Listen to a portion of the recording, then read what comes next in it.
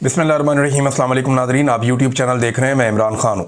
Nadreen, खबरें बहुत ज़्यादा हैं, 15 से 20 खबरें, और बहुत तेज़ी से मैं आपको सारी खबरें बताता हूँ। सबसे पहले तो ये है कि आज फिर मुलाकात की कोशिश करेंगे। सुहेल अफरीदी उनका नाम दिया गया पाकिस्तान तहरीक इंसाफ की जानिब से, और कुछ लोग उम्मीद कर रहे हैं कि आज मुलाकात हो जाएगी। देखिए, मुलाकात रोकने के लिए वजूहात जो एस्टेब्लिशमेंट के पास हैं वो तो एक ये है कि फौरी तौर पे कोई तहरीक इमरान खान साहब शुरू ना करवा दें, क्योंकि एक्सटेंशन का मामला फंसा हुआ है और एक आईनी तरमीम भी हो रही है। दूसरी वजह यह है कि पैगामात रोकने या इमरान खान साहब का सख्त बयानिया रोकना है। तो इन दोनों चीज़ों में तो वैसे ही हुकूमत या एस्टेब्लिशमेंट नाकाम हुई है। इमरान खान साहब का अब तक का सबसे सख्त ट्वीट उर्दू और अंग्रेज़ी दोनों ज़बानों में आ चुका है, और ये उनका बयानिया जो है वो एक दिन पहले आ गया। उन्होंने अपनी बहन के ज़रिए से जो मंगल वाले दिन सारी सूरत हाल बताई और जो बातें उन्होंने की वो नहायत सख्त थी, जिसमें उन्होंने आसिम मुनीर साहब को ज़हनी मरीज़ भी करार दे दिया, और उन्होंने बताया कि बहुत ज़ालिम है और किसी डिक्टेटर ने इतना जुल्म नहीं किया जितना आसिम मुनीर ने किया, और ये अपनी कुर्सी के लिए किसी भी हद तक जा सकते हैं, और जो कुछ भी पाकिस्तान में जुल्म और ज़्यादती हो रही है इसके पीछे जो फ़र्द वाहिद है वो आसिम मुनीर इमरान खान साहब ने करार दिया। और दूसरा, जो सुहेल अफरीदी साहब को पैगाम पहुंचाना था वो पैगाम भी इमरान खान साहब ने पहुंचा दिया। वो सलमान अकरम राजा साहब के ज़रिए से पैगाम भी चला गया। तो एस्टेब्लिशमेंट को ऐसी कोई कामयाबी तो इसमें नहीं हुई। हाँ, लेकिन चंद चीज़ें ज़रूर हैं जो मैं आपके साथ शेयर कर देता हूँ कि ऐसा लगता है कि पाकिस्तान तहरीक इंसाफ या उनकी इत्तेहादी जमातें फौरी तौर पे कोई तहरीक नहीं चलाना चाहती। उन्हें बहुत बड़े बड़े बहरान नज़र आ रहे हैं, और उन्हें नज़र आ रहा है कि ये हुकूमत अपने बोझ से गिरती जा रही है। ये अवाम को या अवामी मसाइल को हल करने में मुकम्मल तौर पर नाकाम हो गई है। आलमी सतह पर इन्होंने बहुत बड़े बड़े चैलेंजेस ले लिए हैं, बड़े बड़े दावे कर दिए हैं और बड़े बड़े वादे कर दिए हैं। वो पूरे ना करने की सूरत में इनके ऊपर बहुत मुश्किल सूरत हाल पैदा होने वाली है। ऐसे में फौरी तौर पे कोई एहतजाज करके आप इन्हें मदद तो फराहम कर सकते हैं, लेकिन इनके लिए उतनी मुश्किल पैदा नहीं होगी। तो अभी एहतजाज का मोमेंटम बनाया जाएगा जो बड़ी तेज़ी से बन भी रहा है, और फजल रहमान साहब भी अब कुछ हद तक जुड़े हैं इस सारे मामले में। लेकिन आज का दिन इंपॉर्टेंट है, अदालत में भी, अडियाला में भी। तो पाकिस्तान तहरीक इंसाफ ने ये अपने जितने भी अरकान असेंबली हैं उन सबको कहा है, क्योंकि इमरान खान साहब ने हुक्म दिया है कि उनके केसेस के सिलसिले में सारे लोग, चाहे उनका ताल्लुक ILF से है, वकला तंजीम है पाकिस्तान तहरीक इंसाफ की, चाहे वो पार्टी के अहदेदारान हैं, चाहे वो पार्लियामेंटेरियंस हैं, MPAs, MNAs, टिकट होल्डर, ये सारे जाएँ। इस सिलसिले में हमने देखा कि पंजाब में आलिया हमजा साहिबा ने बड़ा ज़बरदस्त काम किया। जब गंडापुर साहब खैबर पख्तूनख्वा से कुछ भी नहीं कर रहे थे और एक खामोशी छाई हुई थी, और गंडापुर साहब ने अपने साथ साथ सारे MPAs भी तकरीबन ऐसा लगता है सुला दिए थे। वो जो कोशिश करने के लिए निकलता था उसको भी दीवार के साथ लगाया जाता था। तो वो उस वक्त भी आलिया हमजा साहिबा जोर लगा रही थी और वो कोशिश कर रही थी, और उन्होंने पंजाब को काफ़ी हद तक मुतहर्रिक किया है। बदतरीन फसादियत के बावजूद, बदतरीन हालात के बावजूद आलिया हमजा को दाद देनी पड़ेगी कि इतनी सख्त जेल उन्होंने काटी, इतनी तकालीफ उन्होंने बर्दाश्त की। 9 मई के अंदर उनको सज़ा सुना दी गई। अब वो सामने भी नहीं आ सकती, उनकी गिरफ्तारी का खतरा हर वक्त मौजूद रहता है। इसके बावजूद जिस तरीके से उन्होंने पंजाब की पार्टी को चलाया है, ये बड़ा कमाल है। इस वक्त वो बहुत दिक्कत का सामना कर रही हैं, बड़ी मुश्किलात का सामना कर रही हैं, लेकिन इसके बावजूद उन्होंने पंजाब के अंदर पाकिस्तान तहरीक इंसाफ को चार्ज किया आलिया हमजा साहिबा ने, और सलमान अकरम राजा साहब ने इमरान खान साहब का वफादार होने का हक अदा किया, और इमरान खान साहब को उन पर भरोसा है। जबकि कुछ लोग जो इमरान खान साहब का भरोसा जीतने के दावे करते रहे, उनके साथ जो कुछ हुआ हमने देखा। इमरान खान साहब ने खुद किसी को पार्टी से निकाल दिया, किसी को वजारत आला से निकाल दिया, तो वो लोग निशाने इबरत बन गए।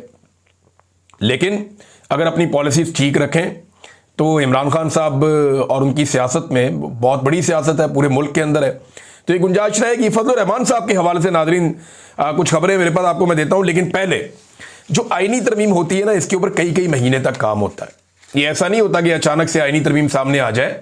सियासतदानों का काम करने का ये तरीका नहीं होता। सियासतदान जब काम करते हैं ना तो भी ठहराव के साथ चलते हैं। मीडिया को खबरें लीक होती हैं, मीडिया को बताया जाता है तरमीम के बारे में, चीज़ें पता चलती हैं। इसी तरह से सोशल मीडिया के ऊपर चीज़ें आती हैं, डिस्कस होती हैं, वकला के सामने चीज़ें जाती हैं, सिविल सोसाइटी के सामने चीज़ें जाती हैं, टेक्नोक्रेट्स के सामने चीज़ें जाती हैं। बड़ा बहसो मुबाहिसा होता है, कई महीनों तक ये चीज़ें चलती हैं। यूनिवर्सिटीज़ में, प्रोफेसर में ये बड़ी डिस्कशन होती है। आईनी तरमीम ऐसे हवा में नहीं हो जाती। तो जब बड़ी लंबी चौड़ी एक डिस्कशन होती है तो उसके नतीजे में एक आईनी तरमीम के खदोखाल सामने आते हैं और ये कई कई महीनों तक 8-8 9-9 महीनों तक ये मामला चलते हैं। जैसा कि 18वीं आईनी तरमीम एक बड़ी कंप्रीहेंसिव आईनी तरमीम थी, वो सियासतदानों ने मिलकर की थी, तो बड़ी लंबी उसके पीछे डिस्कशन और स्ट्रगल थी। ये जो तरमीम जिस तरीके से 26वीं आई है और जिस तरीके से 27वीं आ रही है, इसे पढ़ने से या देखने से अब तक जो चीजें सामने आई उससे ये लगता है कि ये एजेंसियों के काम करने का तरीका है, ये सियासतदानों के काम करने का तरीका नहीं है। एजेंसियों के काम करने का तरीका ये है कि 11th आवर में अचानक चीजें सामने लाई जाती हैं और सियासतदानों को हाँक के इकट्ठा किया जाता है कि ये काम कर दो, और ये हर दौर में एजेंसियां ये करती रही हैं। तो ये जो 27वीं आईनी तरमीम है जिसे हुकूमत अपने खाते में ले रही है पाकिस्तान की मिलिट्री एस्टेब्लिशमेंट के कहने के ऊपर, ये उन्हें पता भी नहीं है। इसका एक और गवाही आ गई है, यानी मुस्लिम लीग नून और वफाकी काबीना में 27वीं आईनी तरमीम पर कोई मुशावरत नहीं हुई। ये कौन कह रहा है?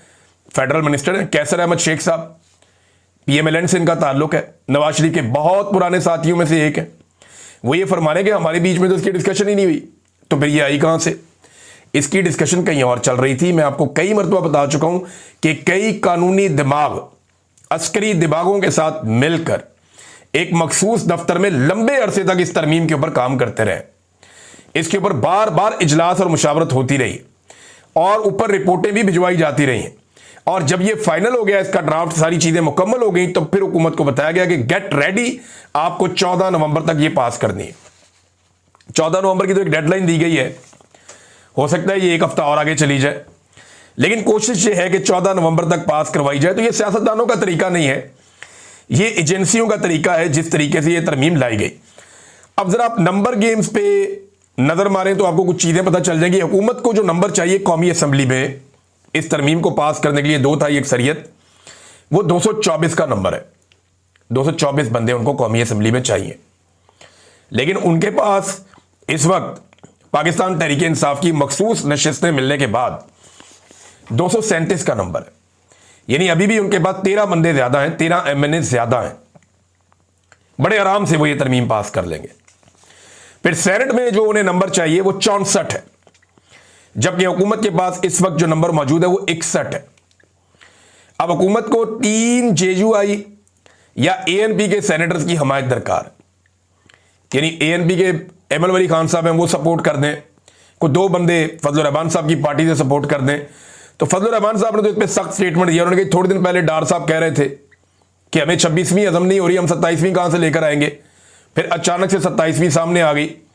फिर फजलुर रहमान साहब ने कहा जो कुछ चीजें सामने आई हैं वो चीजें तो आइन का बेड़ा गर्क कर देंगी, तो हम इसमें नहीं मानेंगे।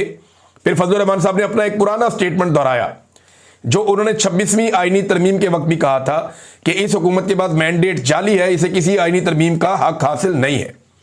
लेकिन उसके बाद फिर उन्होंने उसी हुकूमत को जिसका मैंडेट जाली था सपोर्ट करते हुए 26वीं आईनी तरमीम पास करवा दी थी।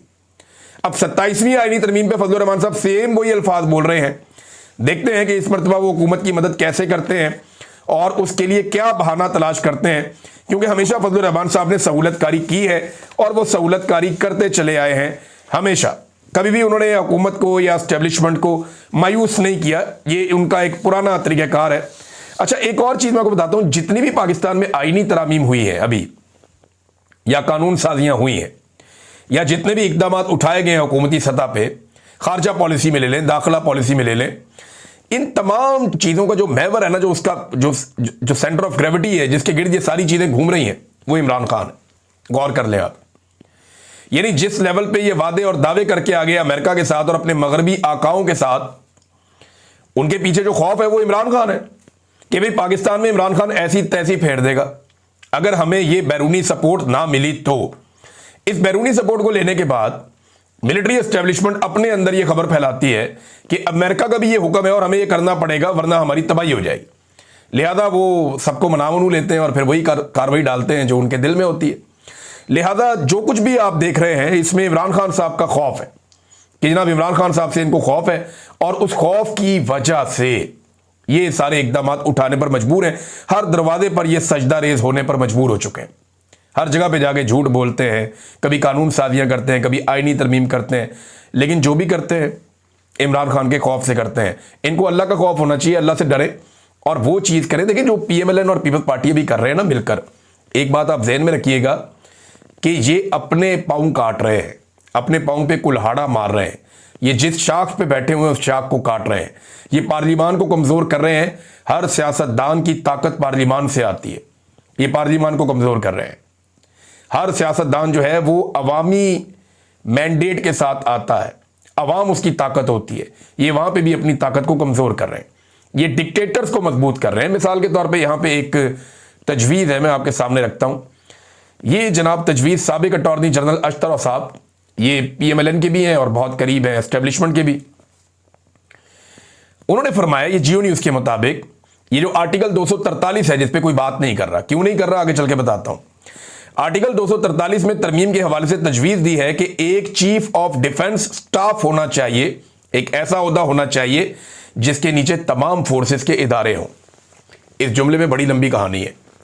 मैंने जो इस जुमले का मतलब निकाला वो ये है कि ये एक ऐसा ओहदा बनाने जा रहे हैं कि तमाम फोर्सेस के इदारे, अब फोर्स में तो पुलिस भी आती है, पेपरा भी फोर्स है, एफआईए भी एक फोर्स है, इसी तरह और बहुत सारी फोर्सेस हैं पाकिस्तान में। यानी आपकी जो पैरामिलिट्री फोर्सेस हैं वो भी फोर्सेस हैं, एफसी भी एक फोर्स है, उसके अलावा आपका बेशुमार फोर्सेस हैं पाकिस्तान में, दर्जनों हैं। लेकिन ये तमाम फोर्सेस एक कमांड के नीचे आ जाएं तो इसका मतलब है कि पाकिस्तान के आर्मी चीफ को, फील्ड मार्शल को इतना मजबूत करेंगे कि पुलिस समेत सारे इदारे उनके नीचे काम करेंगे और वो उनसे अहकामात लेंगे, तो सूबाई खुद मुख्तारी तो होगी खत्म। अमन व अमान का मसला जो है वो सूबे के हाथ से निकल कर कहीं और चला जाएगा और फिर हर चीज को कंट्रोल किया जाएगा। जिसकी लाठी उसकी भैंस, वैसे भी पाकिस्तान में यही है। लेकिन अगर ये काम हो जाता है तो फिर बात कहां से कहां जाएगी, ये आप देख लीजिएगा। मोहम्मद मालिक जर्नलिस्ट हैं, उन्होंने 2-3 चीजें और बताई। रोजाना की बुनियाद पर इक्का दुक्का चीजें अब सामने आ रही हैं इस तरमीम को लेकर। वो कहते हैं जी असेंबली की मुद्दत 6 साल कर देंगे। 6 साल छोड़ें, 10 साल करें, 10 साल असेंबली की मुद्दत करें, अपने अपने 10 साल पूरे करें, 10 साल या 20 साल करें असेंबली की मुद्दत। इन्होंने कौन सा दोबारा इलेक्शन लड़के वोट लेकर आना है। ये तो जिस दिन पाकिस्तान की अवाम ने डंडा उठाया और इनकी तशरीफ पे लगाया तो उस दिन पाकिस्तान ठीक होगा। ये इलेक्शनों से पाकिस्तान ठीक नहीं होना। इलेक्शन तो इनको चोरी करना आ गया। इलेक्शन से पाकिस्तान अगर ठीक होता तो पाकिस्तानियों ने 8 फरवरी 2024 को इलेक्शन से पाकिस्तान ठीक कर दिया था। पाकिस्तान की अवाम ने पाकिस्तान की एस्टेब्लिशमेंट के माथे पे शिकस्त लिख दिया था बड़ा बड़ा करके, और जब तक ये रहेंगे वो शिकस्त इनके माथे पे पड़ी जाएगी, साफ नजर आती है। लेकिन हुआ क्या, वो माना ही नहीं गया इलेक्शन।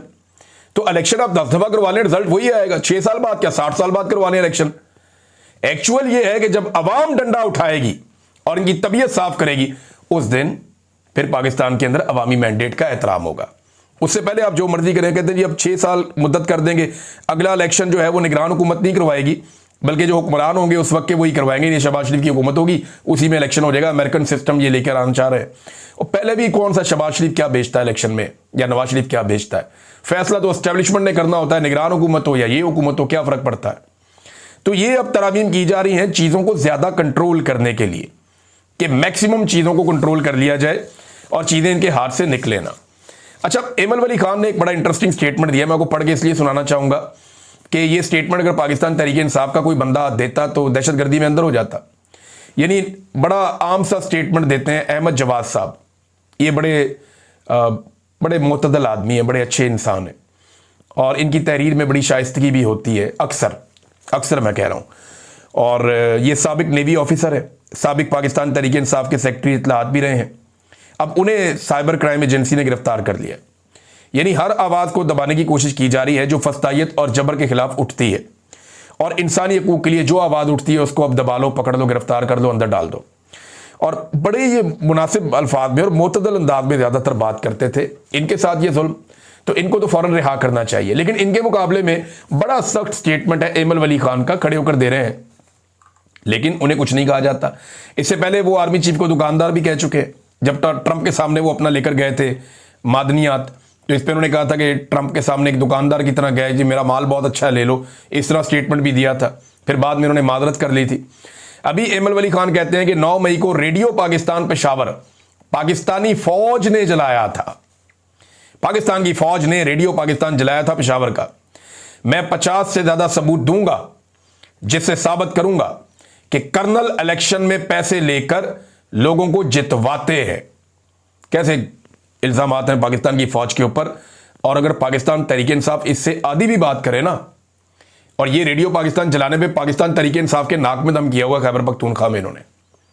और एमल वली खान साहब जो दुश्मन है पाकिस्तान तहरीक इंसाफ के सियासी नुक्ता नज़र से, वो ये कहते हैं कि जनाब पाकिस्तानी फौज ने जलाया था रेडियो पाकिस्तान को। अब यही बात इमरान खान कहते हैं, वो जेल के अंदर बंद है, कि जनाब फॉल्स फ्लैग ऑपरेशन था सारा का सारा 9 मई। बहरहाल वो कहते हैं जी इलेक्शन भी अब एक कर्नल शर्नल जो है वो पैसे लेकर इलेक्शन जितवा देते हैं। इधर अभी ज़िमनी इलेक्शन हो रहे हैं नाज़रीन, पंजाब के अंदर भी हो रहे हैं, हर तरफ हो रहे हैं। पाकिस्तान तहरीक इंसाफ ने तो कई जगह बाइकआउट किया है, लेकिन फिर भी उम्मीदवार तो खड़े हैं इलेक्शन में।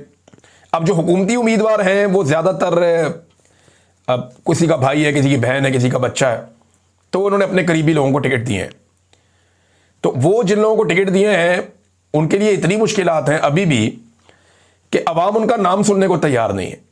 वो पैसा भी धड़ाधड़ खर्च कर रहे हैं, ताकत भी खर्च कर रहे हैं, फिर भी अवाम उनका नाम नहीं सुन रही। उनके मुकाबले में जो आज़ाद उम्मीदवार आ गए हैं वो तगड़े हो गए। और अब वो जो आज़ाद उम्मीदवार आ गए हैं उनके सपोर्टर्स को तहरीके लब्बैक के खाते में डाल के उठाना शुरू कर दिया हुकूमत ने। अंदाज़ा करें आप, ज़िमनी इलेक्शन जीतने के लिए भोंडा तरीका देखें आप। ये फैसलाबाद से मुझे इतला आई, एक दो और जगह से, कि जनाब जिन बंदों को सपोर्ट कर रहे हैं अवाम निकल के, वो अवाम में से बंदे उठाते हैं, जिस बंदे की थोड़ी सपोर्ट होती है, उठाओ इसको, डालो तहरीके लब्बैक के अंदर, इसको भी अंदर कर दो। और इस तरह बंदे उठा उठा के गिरफ्तार किए जा रहे हैं। ये इनकी अब औकात रह गई है। वैसे साद रिजवी का और उसके भाई का अभी तक कुछ पता नहीं चला। हम रोज़ाना पता करने की कोशिश करते हैं, लेकिन अब तक कोई इतला नहीं आई। और मेरी जो अपनी ज़ाती इन्फॉर्मेशन या अंदाज़ा है मेरा, उसके मुताबिक तो वो एजेंसियों के पास है, और पाकिस्तान की इंटेलिजेंस एजेंसियां फ़िलहाल उन्हें नहीं छोड़ रही। नाज़रीन, पाकिस्तान के अंदर आप अक्सर सुनते रहते थे माजी में भी, और अभी भी आप सुनते रहते हैं कि जनाब मकबूलियत के साथ साथ कबूलियत की ज़रूरत होती है। देखें, डोनाल्ड ट्रंप ने ये मिथ तोड़ दी अमेरिका में। उसकी मकबूलियत थी, कबूलियत नहीं थी, वो जीत गया। फिर डोनाल्ड ट्रंप के पास ताकत आई, बेशुमार ताकत आई, और अब न्यूयॉर्क के मेयर का इलेक्शन हो रहा था, वहाँ पे ममदानी के पास जो है वो कबूलियत नहीं थी, मकबूलियत थी, लेकिन वो फिर भी इलेक्शन जीत गया। डोनाल्ड ट्रंप कुछ नहीं कर सका, या पूरा निज़ाम कुछ नहीं कर सका। वजह क्या है? देखें, वजह यह है कि वहाँ पे डेमोक्रेसी है, जमहूरियत है, और मैंडेट का एहतराम किया जाता है। आम आदमी के वोट का एहतराम किया जाता है। वोट की पर्ची को लोगों का हतमी फैसला समझा जाता है, आपको पसंद आए या ना आए। अब जब इसने 1 साल पहले अपनी कैंपेन शुरू की थी ना ममदानी ने, तो ये सड़कों पे लोगों को आवाज़ें देता था, और लोग इसकी बात नहीं सुनते थे शुरू में। फिर आहिस्ता आहिस्ता आहिस्ता इसने 1 साल, अगर आप इसका देखें ना, इसके ऊपर डॉक्यूमेंट्रीज हैं, आप अगर इसका 1 साल देखें कैंपेन का, तो आपको नजर आएगा कि एक आदमी ने कितनी मेहनत की। और पाकिस्तान में बहुत सारे ऐसे बेशर्म लोग ममदानी को मुबारकबादें दे रहे हैं, और पाकिस्तान के अंदर जनाब पिंगे चढ़ा रहे हैं कि हम भी नौजवानों को ये करेंगे तो नौजवानों को वो करेंगे। पाकिस्तान में नौजवान मुतनफ़र हो गए हो। भाई, पाकिस्तान की तारीख में कभी पाकिस्तानी नौजवान इतना सियासत में इन्वॉल्व नहीं था जितना अब इन्वॉल्व है। मैं फिर अपनी बात दोहरा देता हूं कि बहुत सारे लोग जो है ना, वो ये चूरन बेच रहे हैं कि पाकिस्तानी नौजवान मुतनफ़र हो गया सियासत से और वो सियासत में इन्वॉल्व नहीं है। नहीं, पाकिस्तानी नौजवान को मुतनफ़र करने की बड़ी कोशिश की पाकिस्तान की मिलिट्री एस्टेब्लिशमेंट ने, लेकिन पाकिस्तानी नौजवान जितना आज सियासत के अंदर अपने आप को मुतहर्रिक रखे हुए, इससे पहले माजी में कभी नहीं था। गारंटी देता हूं मैं आपको। हाँ, वो मुतनफ़र जरूर है, रवायती सियासी खानदानों की सियासत से मुतनफ़र है, वो एस्टेब्लिशमेंट की बार बार सियासत में शरारत करने से मुतनफ़र है, एस्टेब्लिशमेंट की घटिया सियासत से मुतनफ़र है, जबरी गुमशुदगियों से मुतनफ़र है, मैंडेट की चोरी से मुतनफ़र है, मीडिया की 2 नंबरी और फ्रॉड से मुतनफ़र है। ये इन चीज़ों से वो मुतनफ़र ज़रूर हुआ, लेकिन पॉलिटिक्स में पाकिस्तानी नौजवान का ज़्यादा इन्वॉल्वमेंट बड़ा है, और पाकिस्तानी नौजवान ज़्यादा पॉलिटिक्स को अब जानता है और उसके ऊपर बात भी ज़्यादा करता है। इसकी एग्जाम्पल आपके सामने सोशल मीडिया है। नाज़रीन, एक खबर और है, चौधरी गुलाम हुसैन साहब हैं, जर्नलिस्ट हैं हमारे सीनियर, उन्हें अपने यूट्यूब चैनल पे प्रोग्राम करने से रोक दिया गया है जबरन। अब देखें कितनी हैरत की बात है कि आप अपने यूट्यूब चैनल के ऊपर अपनी राय भी नहीं दे सकते। ये पाकिस्तान में आज़ादी इज़हार राय की सूरत हाल है।